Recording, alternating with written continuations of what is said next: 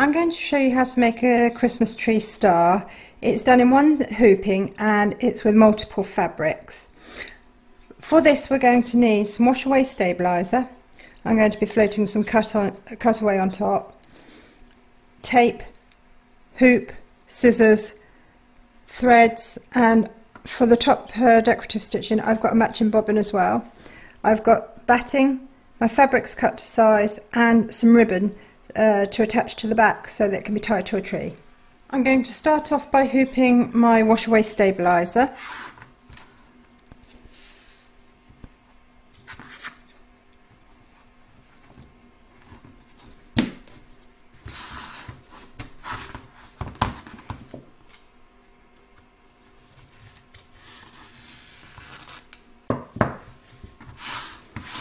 And I'm going to cut a piece of cutaway to go over the top.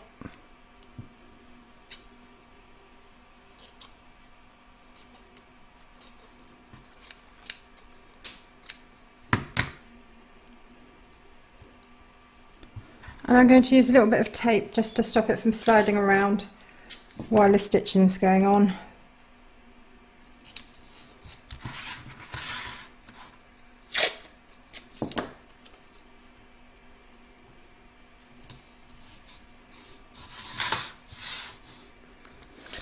I'm now going to pop that in my machine and I'm going to stitch round number 1, which is the outline.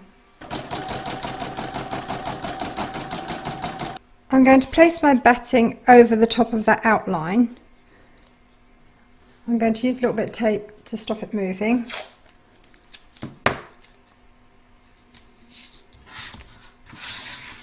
I'll pop that in my machine and I'm now going to stitch round number 2, which will secure the batting and also give me my placement for my fabrics. I'm going to place my first fabric now, and I'm going to do it in this, I call it the north point of the star. So I'm going to place my fabric over the right way up, a little bit of tape just to stop it moving. I'm going to pop that into my machine and stitch round number 3. I'm going to trim up this edge here to the stitch line, and I'm going to leave 1/4 of an inch of fabric, and it's just to reduce the bulk when it comes to placing another fabric on top.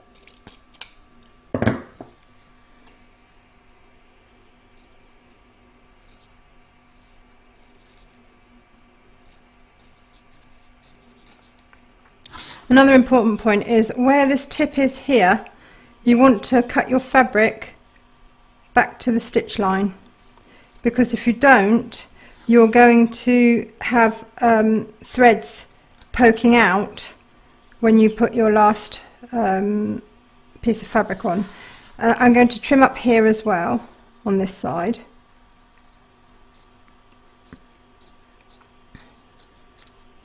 Like so. And I can now place my second fabric down. And you're going to be placing the rest of them face down, so over this the edge of this stitch line here. I'm now going to pop that back in my machine and stitch round number 4 to secure it.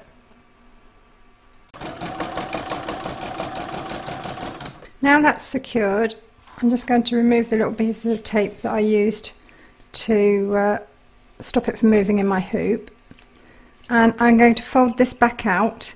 Now the important thing here is you want to fold it out until you can see the stitch line underneath, because if you don't, your quilting from this area is going to intrude onto this fabric here. So quite an important thing, that.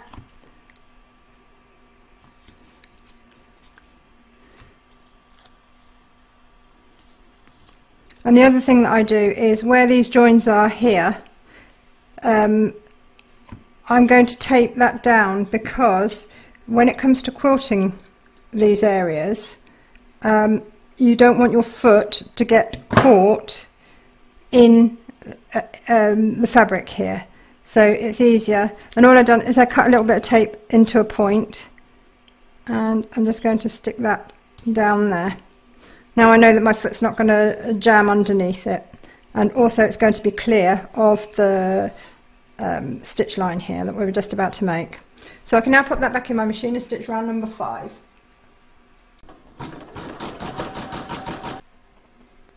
I can now remove my tape. I'm leaving this piece here. Every piece that I put between I'm going to be leaving for now. And I'm now going to trim up along here the same as I did for the first piece.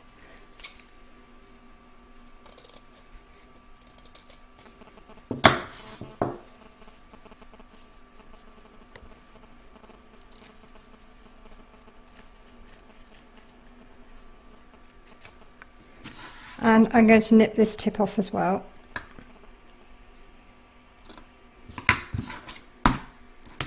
Okay. So now I can add my third fabric. Exactly the same way as the last one. Fabric face down over the stitch line. Making sure that when you pull it back, it's going to cover the tip here.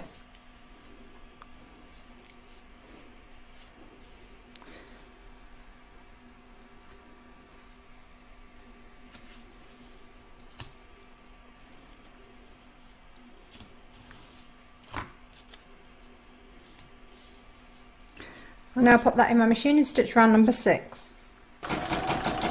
Remove the tape. And once more fold this out so that I can just see the stitching there. And tape that in place.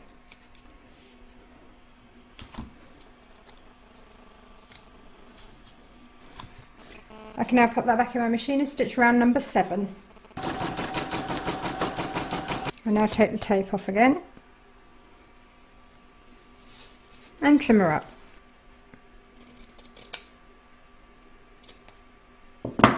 And the tip.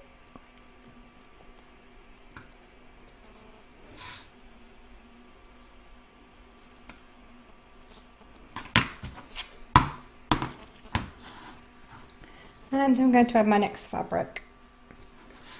Once again, face down.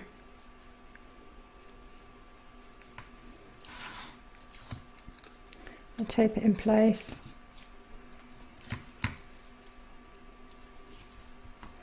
And pop it in my machine to stitch round number 8. Remove my tape again. What I should have mentioned earlier and what I should have done is to say after you've done the stitch down of your batting, it's easier to trim it up there and then along with the cutaway stabilizer, just so that when you come to trimming up your fabrics it just makes it less bulky and a lot easier. I'm going to trim up along here now.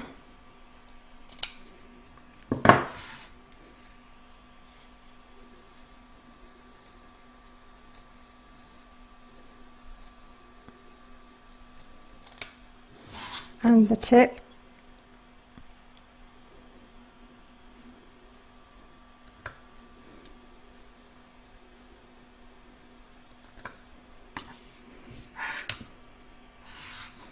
Okay, and I'm going to place my next fabric.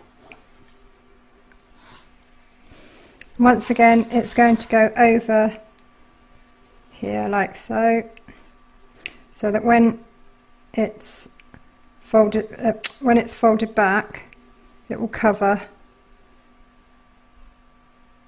the point of the star. So make sure you do test it just to make sure, because with longer areas than the rest, it's easy to miss that out. Nobody likes unpicking. I know I don't. Okay, so I'm going to take that down, pop it back into my machine and stitch round number 10.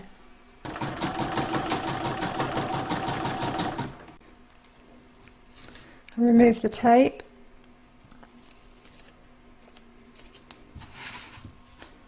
Pull my fabric back and tape it in place.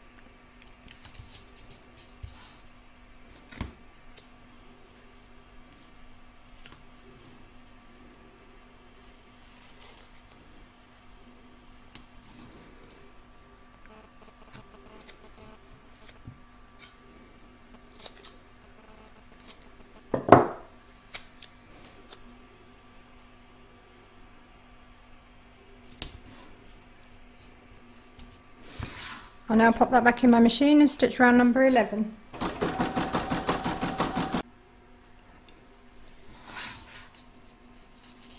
So once again, remove the tape and trim back along here.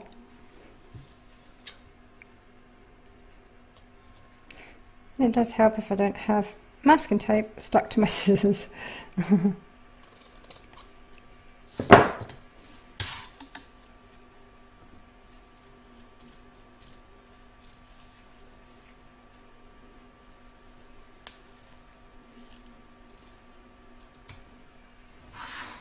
Nip off the point.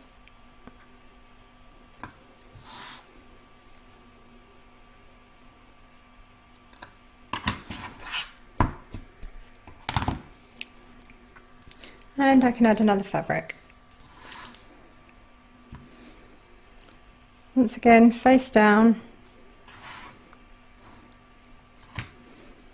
Just going to tape it in place so it doesn't move.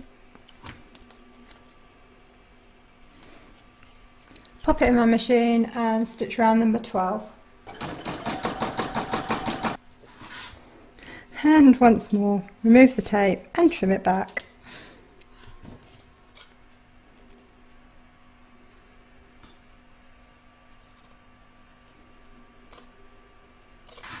Nip off the point.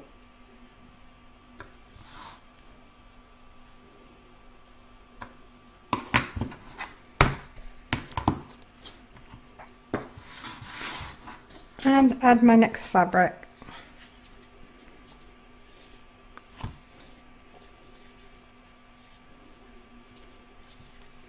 I'll now pop that into my machine and stitch round number 14. Remove the tape.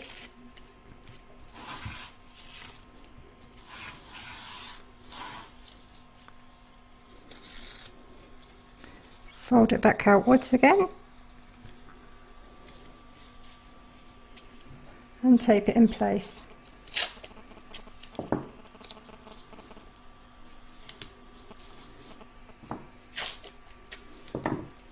I'll now pop that back in my machine and I'm going to stitch round number 15.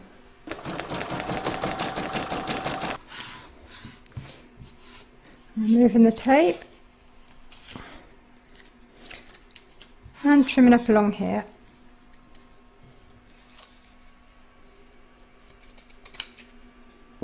Not forgetting the point, of course.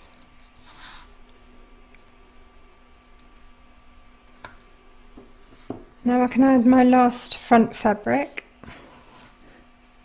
And as before, place it over the line.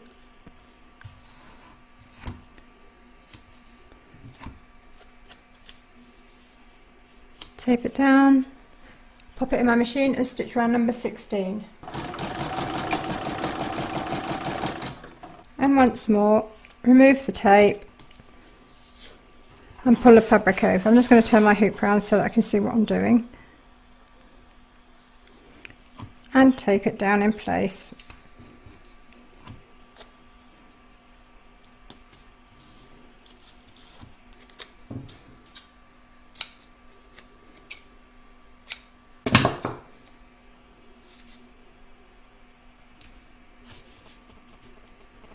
Okay, I'm now going to pop that in my machine and stitch round number 17. Okay, so I'm now going to trim this last piece of fabric.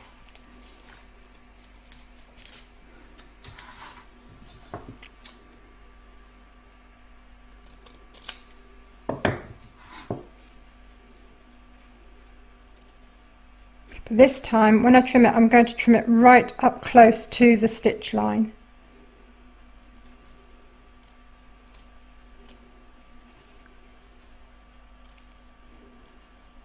Taking care, of course, not to cut the actual stitching.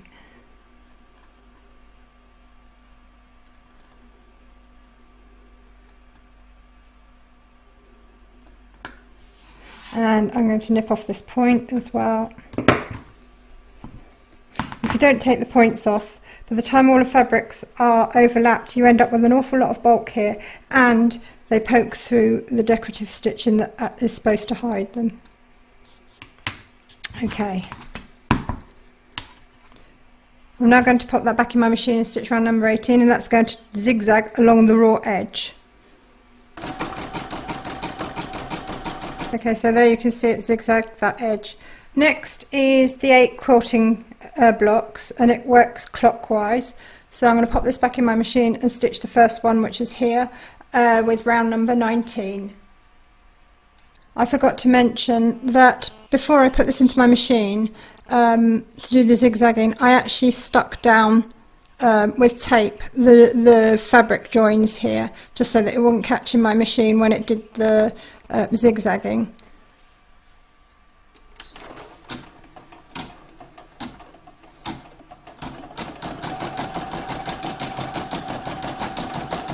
It's now going to quilt the green block, and that's with round number 20. And the cream one, 21.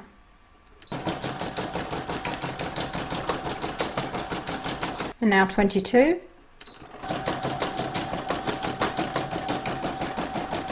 And 23.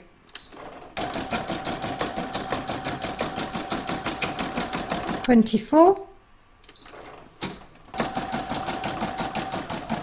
25 and 26.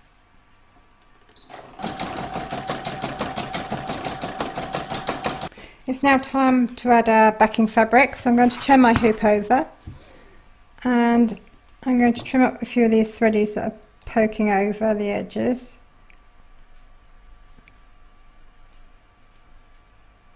Okay. So I'm going to place my fabric over the outline and tape it down. You can float this, of course, underneath your hoop if you wish to, if you're confident. If not, there's nothing wrong with taping it.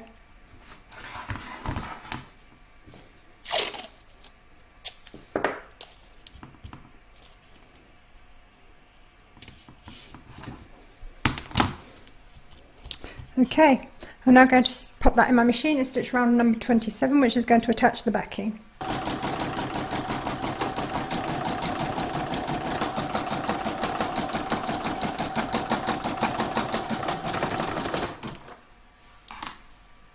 That's why you tape it down properly.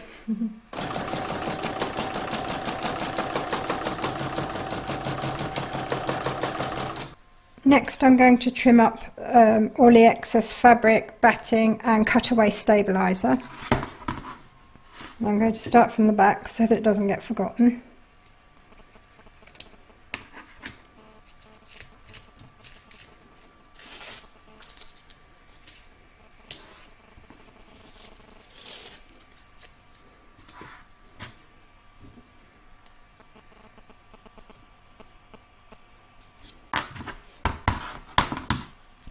And now the front.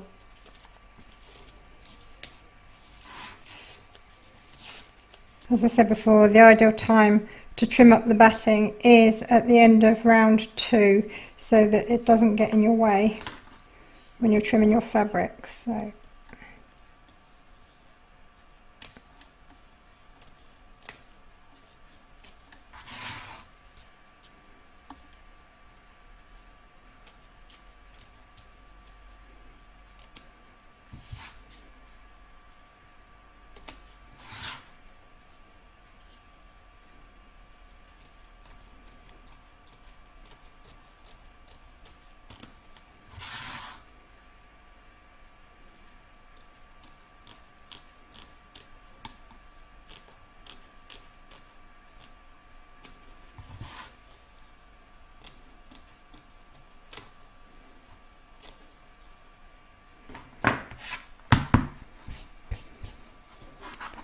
okay, now that that's done, we're going to add ribbon to the back to hang it from a tree. Now, or should I say tie it to a tree. You don't have to do this if you want to use this as a coaster, just leave this step out and skip through stitching number 28. So what we're going to do is we're going to place the ribbon on the back side of this across here, and we need to keep it between this V here and this V here and this one here and this one here. That way it's not going to interfere with any of the stitching that's going to go on. So across here, and just put it in the middle.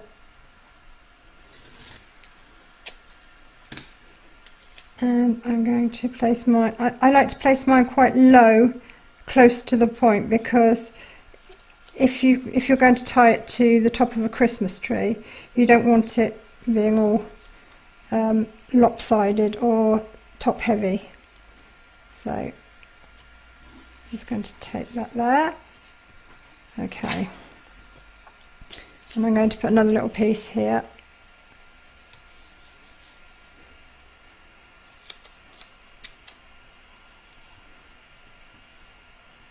And here.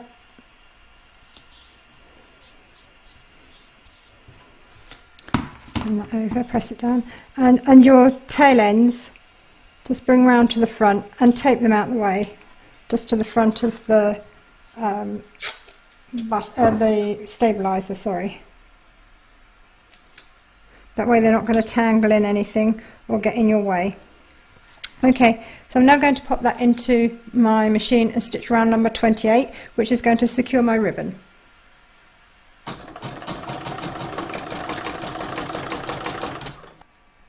There you are, you can see here it's just stitched over there to hold it in place. We're going to leave all the tape in place for the minute. We'll be taking that off just before we do the satin stitch edging.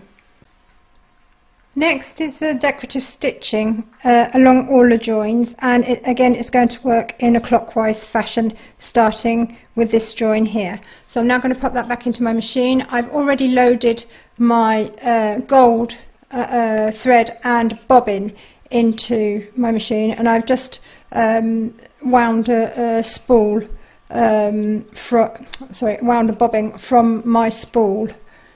So I'm now going to pop this into my machine and stitch round number 29.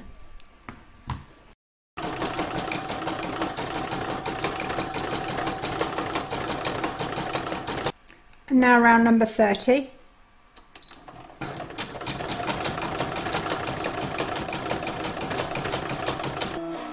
And 31.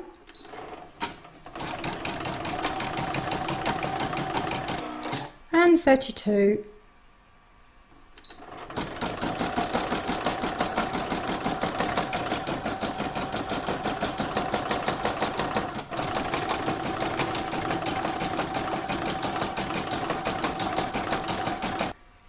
Now round 33.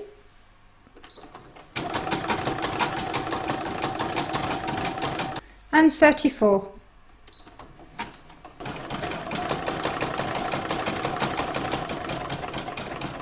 And now for round 35. Before we can do round number 36, we have to get the tails of the ribbon out of the way, because otherwise it's going to stitch it to the border, and we don't want that.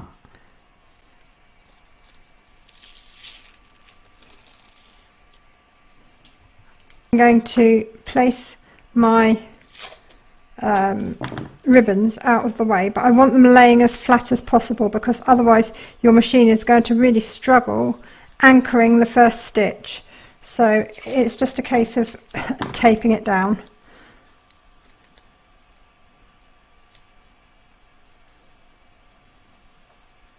But you don't want the tape to get in the way of the edge, because that's where the satin stitching is going to be, and you don't want that stitching through your satin stitching. No, that's not right. You don't you don't want the tape getting muddled up in your satin stitching.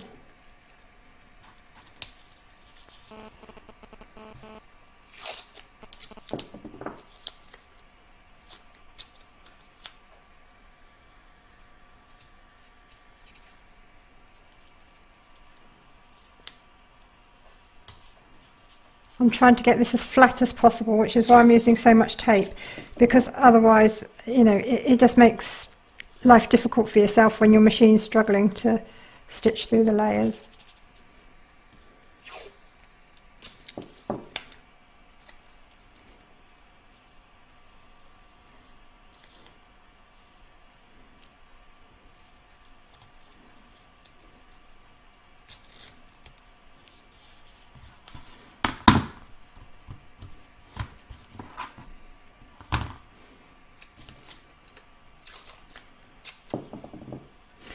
more should do it.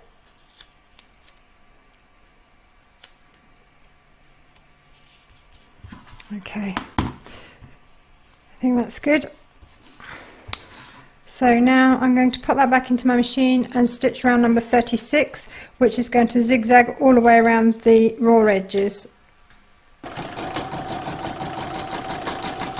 Before I do the satin stitch edging, I'm going to check all the way around my edge here to make sure that there's no fabric or batting poking out, and I can actually see that there is.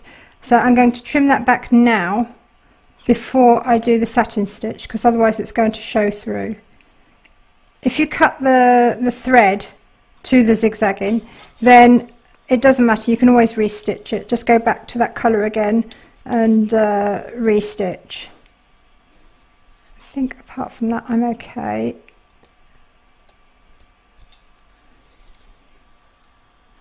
A little bit here. And I think I'm good.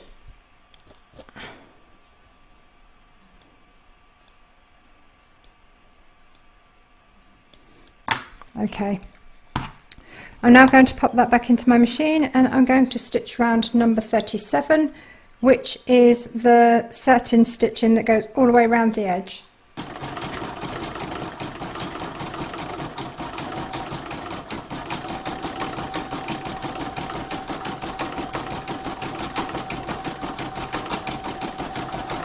And now for the last round, which is a decorative top stitching that goes over the top of the tatami edge, and that's round to number 38.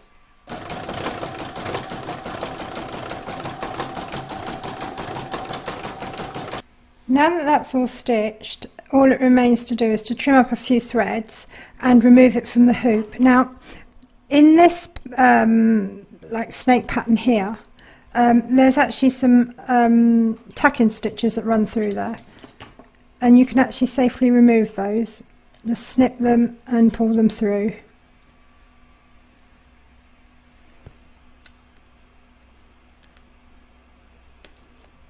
It's only the travel stitch where the machine starts at the opposite end.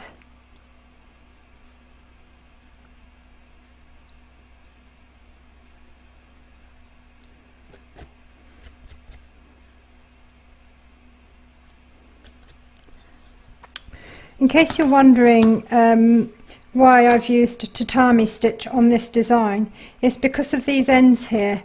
You can't just do a satin stitch without the stitches all falling apart at the ends. So by doing tatami all the way around instead, it makes sure that there's lots and lots of anchor points all the way around, and it's less likely at the ends to fall off. So the other thing that you can do as well is put a little bit of fray check just on the tips of your star if you wanted to, but you shouldn't need it. So now all it remains is to remove this from the hoop. Oh, the other thing I was going to explain, why I was using a plastic, my pokey stick I call it, it was to hold this down where I've got all this bulk in the middle from the actual ribbon. It lifts, and it can cause your machine just to give you loopy stitches on top, and I didn't want that. So just by pushing that down, it pushes it firmly down onto the bed of the embroidery machine, and it reduces the chances of that happening.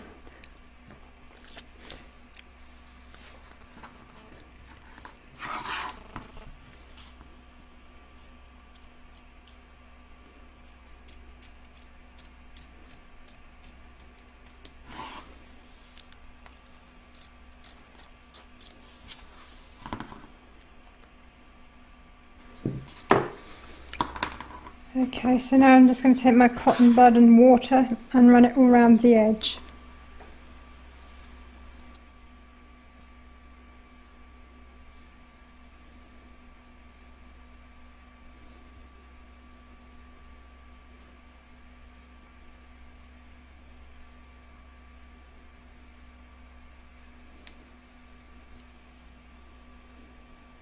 Okay, I can now remove the tape from my ribbon.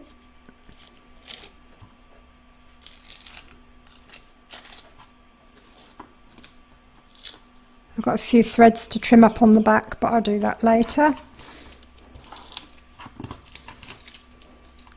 So there it is. That's the back all trimmed up, and that's the front. I hope you enjoyed this stitch along. If you did, please give me a thumbs up. Don't forget to subscribe to be notified of new ones as they're published, and thank you very much for joining me.